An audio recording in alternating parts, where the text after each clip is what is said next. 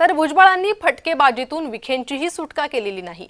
सहयोगी मंत्री विखे जरांगे यांना शरण गेल्याचा आरोप छगन भुजबळ यांनी केलाय। तर विखे पाटलांवरही छगन भुजबळांनी टीका केलेली आहे। फटकेबाजीतून विखेही सुटलेले नाही। मंत्री विखे जरांगेंना शरण गेल्याचा आरोप हैदराबाद गॅझेटियरच्या शासनादेशावरून भुजबळांनी विखेंवर केलेला आहे। तर मंत्री विखे जरांगेंना शरण गेल्याचा भुजबळांचा गंभीर आरोप।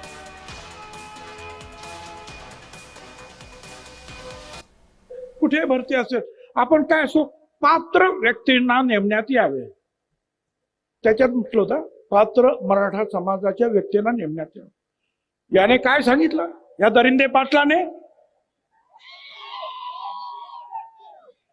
त्या विखेला म्हटलं तुम्ही इथे बसा, हा पात्र शब्द काढून या। 1 तासामध्ये पात्र शब्द काढला